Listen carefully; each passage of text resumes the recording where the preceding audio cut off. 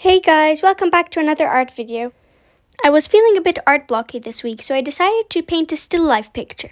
It's a historical holiday home, typical of the late 19th century in eastern Serbia, in which we stayed at years ago.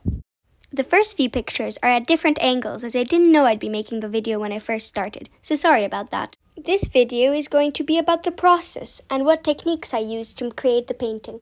There'll also be some art kid tips from the Art Kid channel scattered around. I sketched the outline of the house in pencil and used my burnt umber brown to color in the front face of the wooden beams.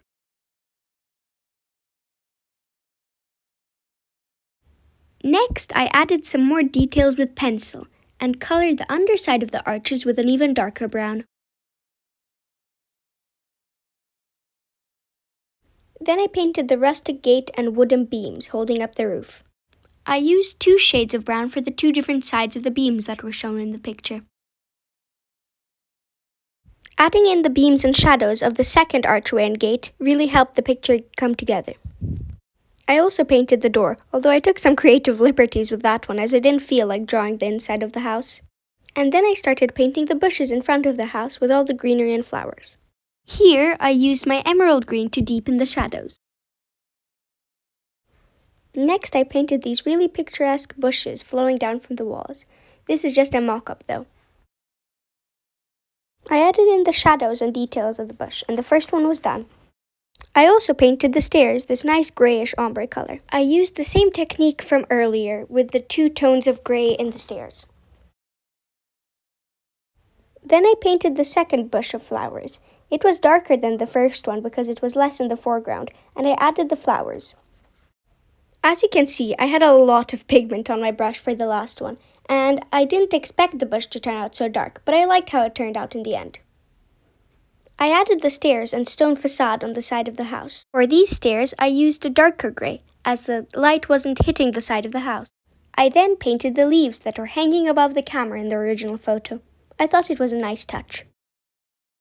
And more leaves, who knew?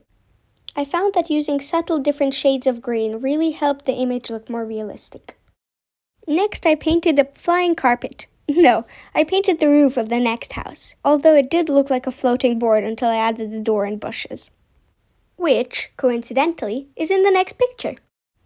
I used a lot of layering to color the bush in this one. Using yellow as an undertone in some parts of your leaves makes them look like they're in the sunlight. That's an art tip of the day for you. But turns out I painted it too short, so I repainted the top to reach the trees.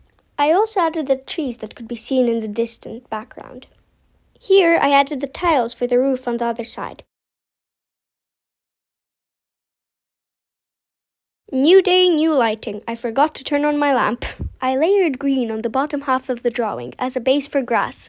And here's another art tip of the day. Use a wet brush to help the pigment travel farther. And here I started detailing said grass. My hand almost fell off with all the little lines I had to do. And more grass. And guess what comes next? More grass.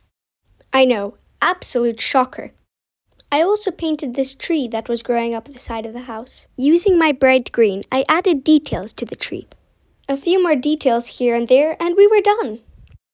Finally, it might have been only a few minutes for you, but this took up most of my week. Here's a comparison with a real picture. My painting obviously isn't realistic, but I think it turned out quite good in the end. I'm getting quite fond of these watercolor time-lapse videos, so if there's something special you'd like to see me paint, leave it in the comments. This picture was painted using my 24 color set White Night watercolors, and my two Jackson Art Studio synthetic brushes, and my Winsor & Newton Cotman size 3 brush. If anybody would like a review of these products, suggest it in the comments below. I've used them for quite a long time now. And that's about it. Thanks for watching, guys. If you liked the video, like, subscribe, and become an art kid. See ya. Bye.